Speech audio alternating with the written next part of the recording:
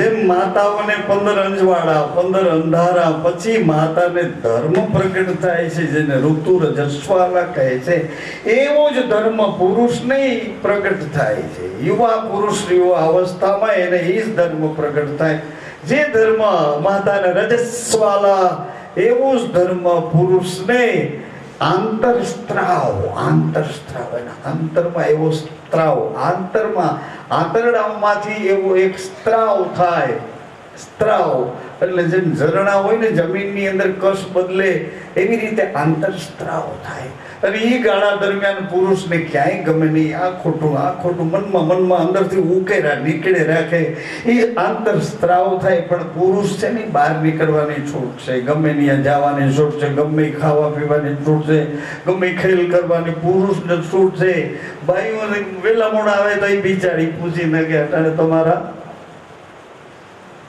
શું કહેવાય હે રંગ રસિયા ક્યાં રમી આવ્યા, આખલ રડી રાધીન તમારા બાપનો હું હરાવી જે હોય બાયુથી હરામ પૂછાય જ નહીં. બાયુ જો પૂછવા જાય તો આદમી રાડી કરી મૂકે. ખબરદાર જો કોઈ મને ખબરદાર એ આપણે લંબાણ નથી કરવું. પણ આ જે હરજી ભાટીને રામદેવજીનો સંવાદ છે ને એમાં એવું આવ્યું કે આ એક મરમ જાણવા જેવો છે અને જાણીને પછી એને અમલમાં મૂકવા જેવો છે. સાબિત રાખો. પુરુષ અંતરસ્ત્રાવ થાય એટલે અંતરસ્ત્રાવને પકડી શકતો નથી. માતાને બહાર સ્ત્રાવ બહિર્મુખ સ્ત્રાવ થાય. શું કામ? એને આપણો જન્મ આપવો છે એટલે માતા બિચારી સ્થિર થઈ જાય છે. પુરુષને આંતરસ્ત્રાવ પકડાતો નથી. નકર નંદી એક બીજ રોપે, એ બીજમાંથી સંતાન પ્રગટ થાય. એને વારંવાર ભોગવવાની કોઈ જરૂર નથી. એવી જ રીતે પુરુષને જો સ્ત્રાવ પકડાઈ જાય તો એક બિંદુમાં એટલે રક્તબીજ કહે છે, એક બિંદુમાં એના જેવી મૂર્તિ પ્રગટ થાય. 2 મહિના બાજરો ચાવો ત્યારે એક બિંદુ તૈયાર થાય. સજનો મને માફ કરજો. આ રામદેવજી બાપાએ હરજી ભાટીને સામે રાખીને સમજાવવા માટે જતી રે પુરુષને કોઈ દીજાર નહીં વ્યાપે રે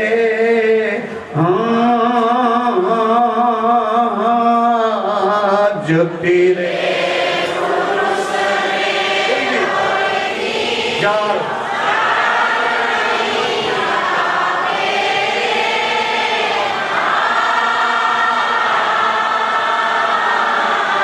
સતી પર રે પુરુષને ત્યાગે રે. રામદેવજી બાપા કહે છે હરભુજીને સામે રાખીને, કૃષ્ણ ભગવાન કહે છે સામે અર્જુનને રાખીને, રામ ભગવાન કહે છે કે સામે હનુમાનજીને રાખી, સામે સબરીજીને રાખી, વિષ્ણુ ભગવાન કહે છે સામે નારદજીને રાખીને, શિવ સામે સતીને રાખીને કહે સતીને સામે રાખી, અર્ધાંગના સતીને અહીંયા ચાંદ ઉપર બેસાડીને શિવજી કહે છે હે સતી તમે મારું અંગ છો એટલે અંગત વાત હું તમને કરું. રામદેવજી મહારાજ અર્જુન કહે છે સતી પર રે પુરુ, આમાં એવું લખ્યું છો સતી નારી નર નુગરાને ત્યાગે રે. નુગરો હોય ને એને માટે તોરા દે કીધું ન કરજો નુગરાનું ને. વિષયની તો વાસના અંગમાં વ્યાપે, વિષયની વાસના અંગમાં. મોટામાં મોટી વાત રામદેવજી બાપા કહે છે એને મોહના બાણ નહીં લાગે રે. ગમે પુરુષ હોય ને ગમે એવી દ્રષ્ટિથી જોવે. રામદેવજી બાપા કહે છે આ તો મૂળદાસના શરીરમાંથી હું તમને કહીને સંભળાવું છું. એને મોહના બાણ નહીં લાગે રે. પછી કીધું પ્રથમ કામના બીજને બાળો, પ્રથમ કામના બીજને, પછી રજને ધીરજને સંભાળો રે.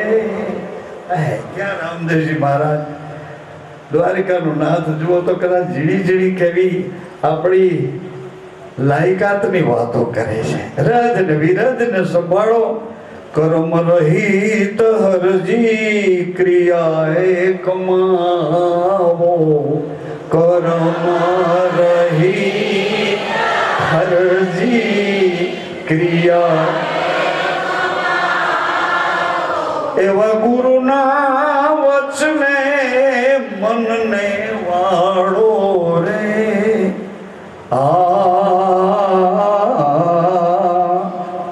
જતી રે પુરુષને કોઈ દીજાર નહીં વ્યાપે રે. એવી જ રીતે સાંભળો, જતી રે પુરુષ વિના જામો નહીં જાગે રે.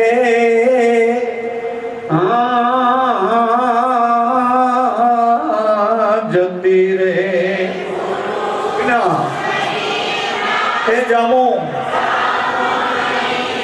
જાગે રે.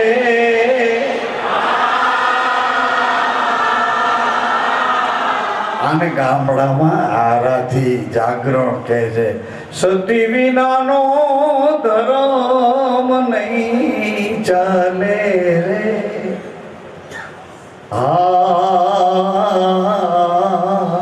લે લાગી જાય. સતી વિના એ ધર્મ નહીં ચાલે. જતી પુરુષ વિના જ્યોત નહીં જાગે, અને સતી માતા વિના વગર દિવેલે દિવેલ વિનાનું એ તેજ, એનું એ તેજ નહીં રહે જ નહીં કોઈ કાળે. સતી માતા એ તેજને વગર દિવેલે રાખી શકે. આત્માને ઓળખી હરજી દેહ ભાવ મટાડો, આત્મા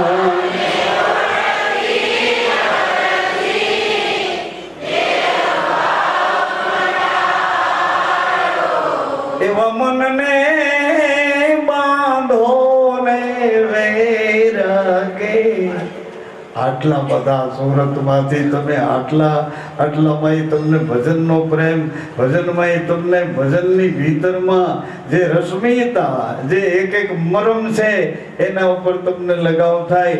આટલામાંથી તોરલ કે લાખન મેં હકડો મિલ્યો તો કરોડોમાં કોગા નહીં, લાખોમાં હકડો મિલ્યો. તો ગુરુજીને જે પ્રશ્ન કર્યા એના એને એવા સરસ જવાબ આપ્યા. એટલે હું ખૂબ રાજી થયો. અમારી નિશાળમાં સાંભળો ને, તમે જેની નિશાળમાં ભણતા હો એ નિશાળમાં કોઈની ભૂલ જોવામાં આવતી. કૃષ્ણ કનૈયા બોલો. ભેટીઓ આવે, ભેટ્યો એ ગાય માતાના ચારામાં ફલાણા ફલાણા 100 રૂપિયા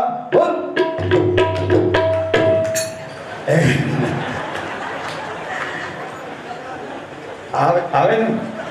હા, ભેટીઓ આવે એમાં, અને પાછા ભોવાઈ એમ બીજો આવે, એ નહીં કહું. ભોવાઈ બીજો આવે આખું એનું ભલામોરી એ ગઢડા ગામ ને પછી આજે ભાઈ જરખિયા રોડા ગામ ને એ બધું એવું એ વયા ભોવાયામાં આવે. અને આવડો આ કીર્તનમાં ગાયો માટે આવે, ભજનમાં તો ઠાકર લેખા આવે. ઠાકર લેખા આવે. મારી બાઈ મને શીખવાડ્યું, મને કે ભાઈ કોઈ બિયાના આપે, પાવલી આપે તો ઠાકર લેખે એમ કહેવાય. એટલે મને આવડે ને, પણ એનો અર્થ શું થાય એ તો કયો. મને કે એને બેવાના દીધા હોય ને એની કમાણીના ઠાકર લેખે કહીએ તો આપણે લેખે લાગે, પછી માળા ન કરીએ તો એનું ભલું થાય. કે તે ઠાકર લેખે માંડ મેળે ન પડે કોઈ વાત. આ ઠાકર લેખે જ નહીં ફાવે. કોઈ વાત નહીં. મેં તો પછી ધીમે ધીમે માસ્તર બનાવી દીધું કે જા ઠાકર લેકર ઓકે હોય તો માસ્તર થઈને માગી આવજા. તો માસ્તર થઈને તો કેટલું હોય ભાઈ, દુનિયાની સાહેબી માસ્તર થઈને મળે મને. ઠીક હાલો, હવે આ લોકો ભજનની બધાએ બેઠા છે. હું કંઈ ભૂલી ગયો હોઉં તો મને કહેજો, હું તમારા હાટો રાડું પાડું છું. તમે મારા એકદમ અંતરના સગા છો, તમને ખબર છે. કોઈ મામા માસી આતા ભૂમિ કાકા દાદા એવી રીતે નથી, પણ મારા અંતરના હાડો હાડ સગા છો. પણ કોણ ખબર? વચન માને સો વંશ મારા, વચન માને સો વંશ મારા. વચને હાલે, વચન માને. મને ગુરુજી એવું કહેતા, વચન માને સો વંશ મારા. મેં થોડુંક સુધાર્યું, વચન વર્તે સો વંશ મારા, વચનમાં વર્તે સો વંશ મારા. સંસાર તો છે, તમને સંસારમાં સુખ આપ્યું, દુઃખ આપ્યું. એટલે સુખવાળાને જવું ને દુઃખવાળાને એ ભાઈ સુખવાળાને મોડું કરવું હોય તો થોડુંક હાલે ભાઈ, કે અમે સુખી મા બાપના દીકરા થોડુંક જાળવો હોય, હું લઈને આવ્યા છો. સુખી મા બાપના કોઈ ભાજીપાલો હોય ને લઈ જાઓ, અમારે શું છે? એટલે એવું કંઈ હાલે ભાઈ. એમ બેન તમને કહું, અહીંયા શું ધન્યવાદ છે. એટલે એવું ન હાલે. એ તો ટાઈમ પૂરો થાય એમ સુખ આપ્યું છે સાંભળે. પરમાત્માએ પ્રેમનું સુખ આપ્યું. અત્યારે તમે જીવો છો, સાચું સુખ પ્રેમનું છે. એ પ્રેમને જ ભક્તિ કીધી ને પ્રેમને જ ભાવ કીધો છે. એ એકબીજા પ્રત્યે જો ન જાગે તો તમારો સંસાર બેકાર છે. સંસાર બેકાર છે. એમાંથી કેવા રતન પાકે છે એ તો કોક દી વિચાર કરો. એ રતન કેવા પાક્યા તમારી કુળની પેઢીઓમાં, કેવા રતન પાકે હિસાબ તો કરો. કોક દી પૂછો તો ખરા કે ભાઈ તારો હાથમાં કયો ને મારે ઘેરે તું કેવી રીતે આવ્યો. કોક દી પૂછો તો ખરા કે તમે મારા પતિ કેવી રીતે બન્યા, મેં કઈ એવી કમાણી કરી કે તમે મારે કર્મે લખાણા. એ પૂછી લેવો જોઈએ. એ તો રોજનો સવાલ છે, પણ સાચો સવાલ ગુરુના ઘરે ગયા હોય. હું ધીરુભાઈ હાવ સાચી વાત કહું છું તો બિલકુલ સાચી. હવે ઝરખિયા કાકડિયા પરિવારમાં મનુભાઈને ઘેરે જે એના કુળનો દીપક થઈને આવ્યો છે, એમાં કાંઈ ચિતરવાનું આવ્યું, શીખવાડવાનું આવ્યું, પઢાવવાનું આવ્યું. એને કોઠામાંથી સૂઝ મળી, આજ તમારી ભક્તિ છે. અને આ પુરુષે કીધું કે એમાં એકનો બે નહીં થાવ. જો આ બેઠા હું બોલું તો વ્યાજબી ન લાગે. આખું ઝરખિયા નહીં, આખું કાઠિયાવાડ જાણે.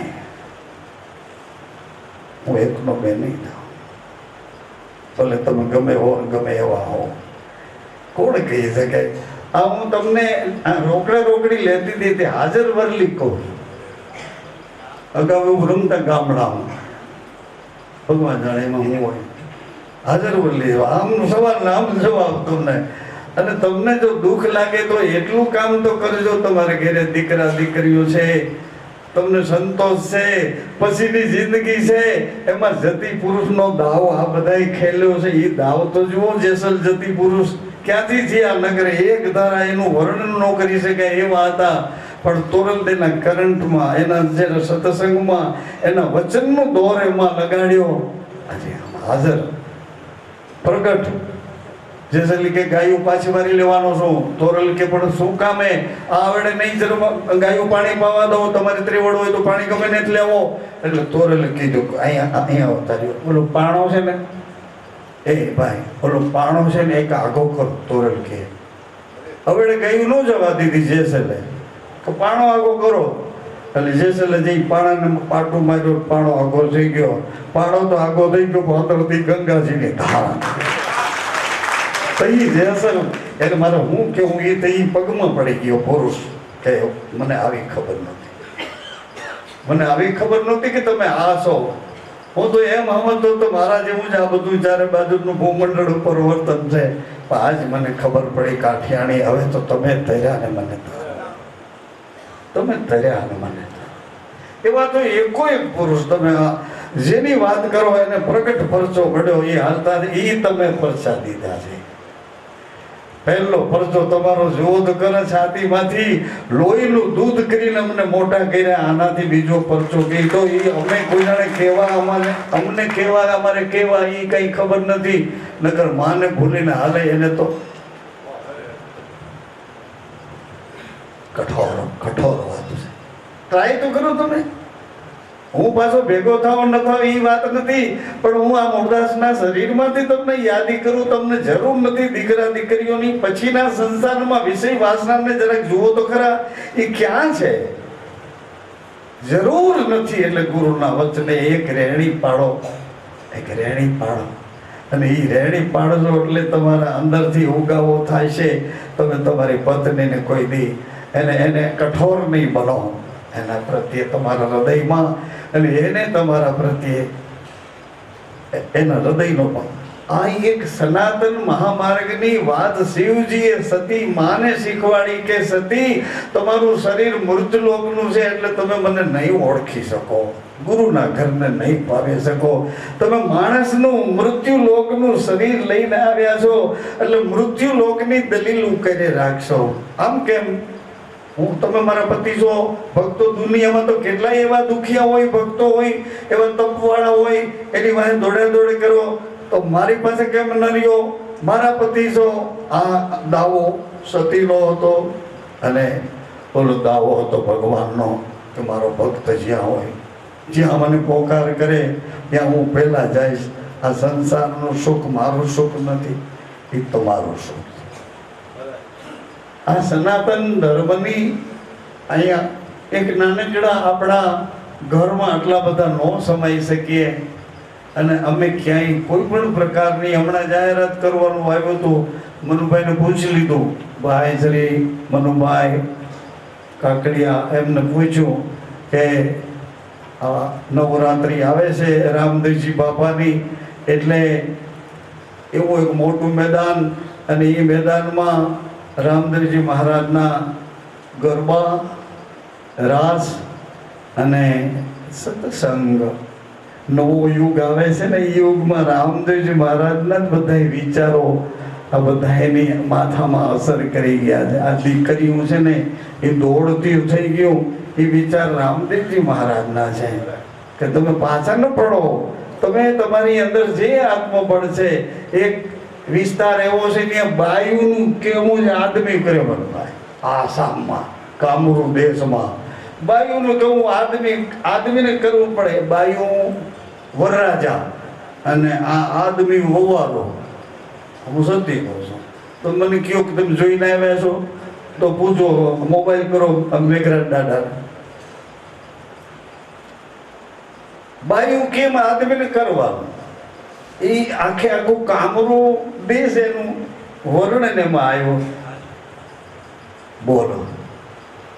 પછી લપ નથી કરતો, પણ કાપકૂટ કરીને ટૂંકે રસ્તેથી વાત કરું. એક એવો વિસ્તાર છે કે એક આદમીને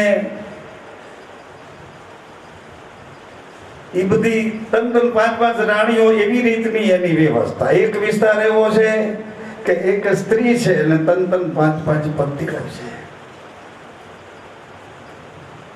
જે પતિ સાથે જે સંતાન થાય એ એનો બાપ. આ ભારતની ભૂમિ ઉપર કહું છું. ઓલા કે અમારે બાયુ જ નથી જોતી. બોલો લ્યો.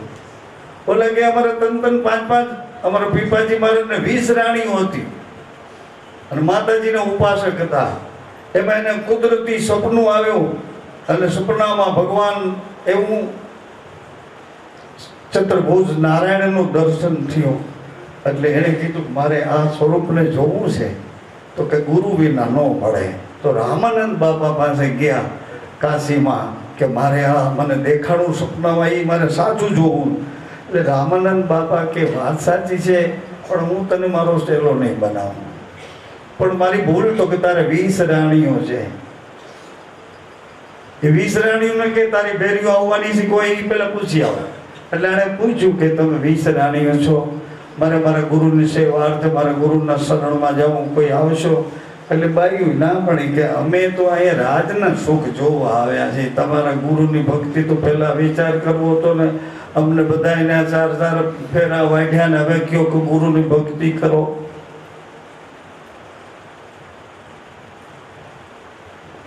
માપ તો એને છે કે એ જળપાણા નથી, એમાં કોર્ટમાં અંગૂઠા મારીને આવતા રહ્યા ને માપ છે.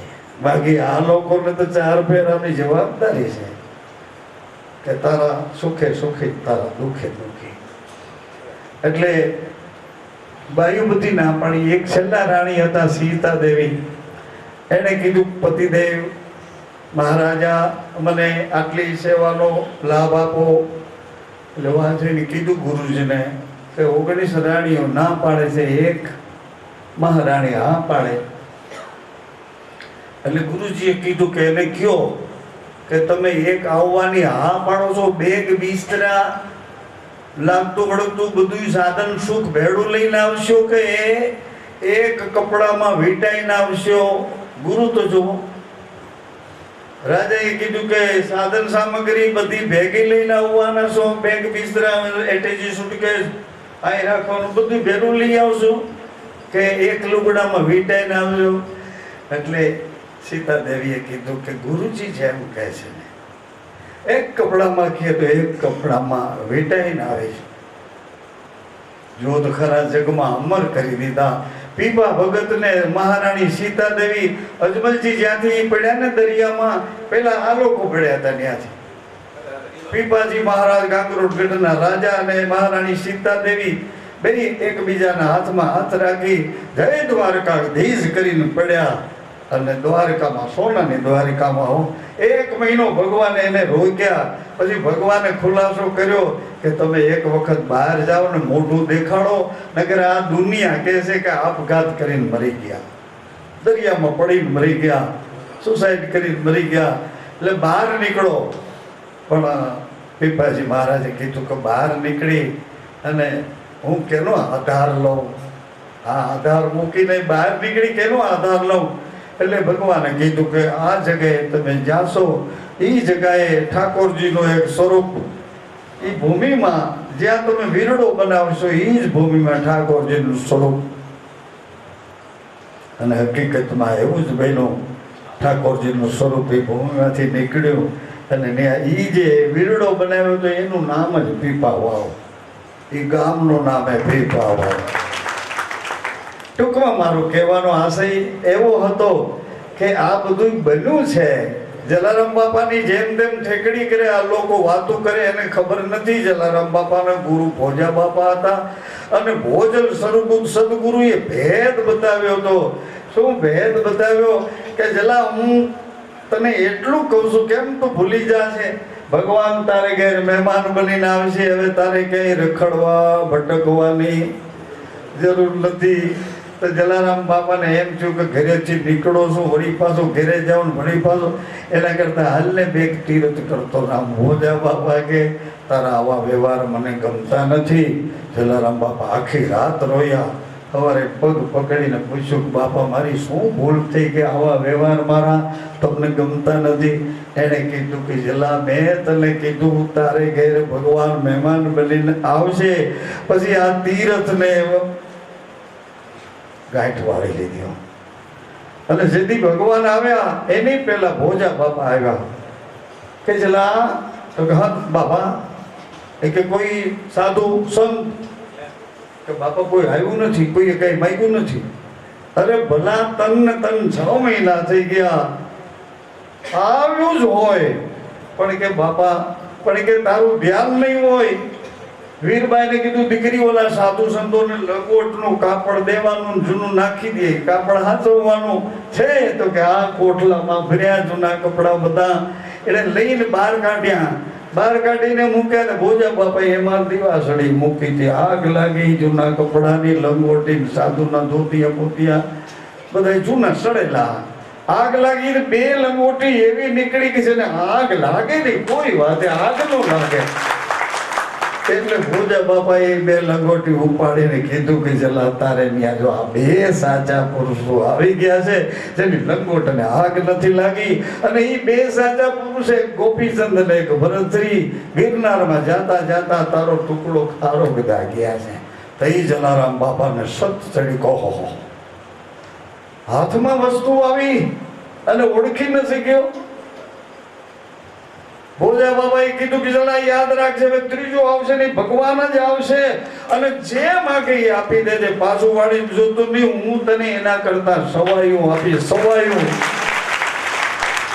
વેપારી દીકરા મૂકે સવાયું મળે, એનું નામ જ તો વેપાર છે. રૂપિયો લઈ જાય ને હવા રૂપિયો કરી આવે, એનું નામ જ વેપાર. અને થાળી ભાંગી વાટકા કરી વેપારી નહીં, રૂપિયો લઈ જાય ને સવાયું કરી આવે. જલારામ બાપા રાજી થયા. તો આ તો એક દોડવું તો ઢાળ આવી ગયો.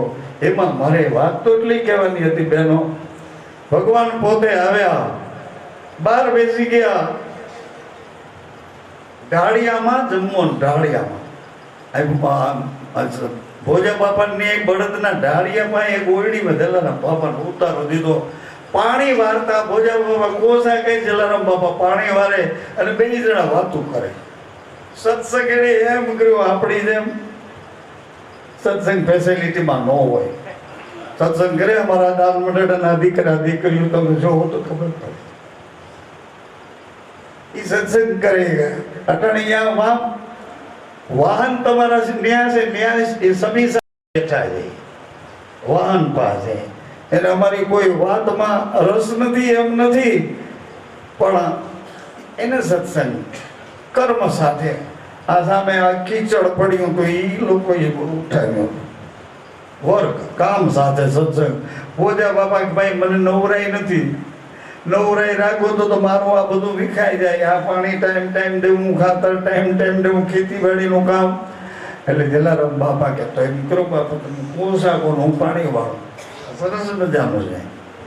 એક જ પાવડે એ જે ક્યારામાં મોકલવાનું છે એને એક પાવડો મારે એટલે એ બાજુ પાણી હાલતું થાય. આગળ એનો એ કાદો મૂકી દે, ગારો મૂકી દે. એટલે કાંઈ એમાં એવું આમાં એમ જ છે ભાઈ. એક પાવડો મારો તો વાસના હાલતી થઈ જાય, ઉપાસના ચાલતી થઈ જાય. બીજું પાવડો એક મારો એટલે એ કામ ત્યાંથી બની જાય છે. ત્યાંથી બની જાય. પછી આ સંસારને તમે જોવા જાવ તો એ મેળે ન આવે. સંસારનું કામ કરે એટલે એનું કામ કરવા દો ને. એનો સ્વભાવ ન મૂકે તો આપણે આપણો સ્વભાવ. આ એક મારા ગુરુએ મને ભણાવ્યું હતું ને, તમને બધાને કહેવાનું કીધું હતું એટલે કહી દઉં, એટલે આપણે જવાબદારીમાં છૂટા થાય. પછી જલારામ બાપાને ઘેર ભગવાન બહાર બેઠા થાવ પાણ કોરાનું ધોતિયું ને એવું બધું આવું જૂનું ગામડાનું બધું. અને ત્યાં આવું કઈ નહોતું. બહાર બેઠા ભગવાન એટલે પેલો પીરસવા વાળો હતો ને એ બેસજો હે બાપા જમવા. એટલે વળી ના પાડી. એટલે ઓલો જઈને ગયો જલારામ બાપા પાસે કે બહાર એક બેઠો છે પણ ના પાડે જમવાની. જલારામ બાપા આવ્યા. હે બાપા પધારો પધારો પધારો. એ રામનો રોટલો આવો પધારો પધારો. ये कि जला भोजन की इच्छा नहीं है. हम लोग आया हाचू न्याल थया भोजन की ઈચ્છા નહીં है जला. એટલે જલારામ બાપા રાજી થયા કે હું ભોજનની ઈચ્છા ન હોય તો આની અંદર ઈચ્છા તો કાંઈક છે. એટલે કે ભોજનની ઈચ્છા ન હોય તો બાપા જે ઈચ્છા હોય કયો, જે ઈચ્છા હોય. જલારામ બાપા હારીને જીતી ગયા હોય. જે ઈચ્છામાં તો હું ખબર પડે પણ જીતી ગયા. જલારામ બાપા અંદર લઈ ગયા. એ વખતે માચીઓ હતી નાની નાની ખાટલીઓને ટૂંકો ગાળો કરી નાખે એટલે માચી પર ધડકી નાખીને બાપાને બેસાડ્યા અને પગ ધોઈ આવો. કારણ કે એની બુદ્ધિ ત્યાંથી અટકી જાય એવું જ ભોજા બાપાનું બોલવું હતું. અતિથિ દેવો ભવ પૂછો અદાને. અતિથિ દેવો ભવ એ વેદનું વાક્ય છે. અને આણે હાવ ગામથી ભાષામાં કીધું તારે ઘેર ભગવાન મહેમાન બનીને આવશે જા. અતિથિ દેવો ભવ. ભોજા બાપા ક્યાં ત્યાં સંસ્કૃત ભણવા ગયા હોય તો આગલા જન્મનું ભણેલું યાદ આવ્યું હોય તો બોલે. પણ એણે કીધું એટલું કે અતિથિ દેવો ભવ. સંસ્કૃતમાં મોટા મોટા વેદોમાં આવે એ આણે કીધું તારે ઘેર ભગવાન મહેમાન બનીને આવશે. પાકે ભાઈ હા. એટલે જલારામ બાપા કે બાપા જે ઈચ્છા હોય કયો. એટલે ભગવાન બોલ્યા, આપણો બહુ સરસ છે, મેં કાનો કાન સાંભળ્યું એટલે તમને કહું. પણ હું ડાયરેક્ટ મુરદાસના શરીરમાંથી બોલું, તમારે સાંભળવું જોઈએ ને. તમે તમારા શરીરમાં રહ્યો તો સાંભળાય ને. તમે એમ નથી. પવનના સોટમાં રણુજામાં આંધી આવે, ફેર વરસાદે આવે. આંધીમાં હમાનામાં થાવ તો વરસાદ ગારો ગારો કરી મૂકે, બે ફેરો. હા, હમણાં જ આવી હતી આંધી વરસાદ બે ફેરો. હું તો ત્યાં જઈને હજી પાણી નહોતું પીધું. આપણી રામમંડીમાં તો ફ્રીજ ઉપર એક હવા હાથના નાગડિયા આમ કરીને બેઠા. મેં કહું હમણાં આખું વરસ દર્શન નથી થયા, એટલે માતાજી તમે દર્શન લઈને મને રાજી કર્યો.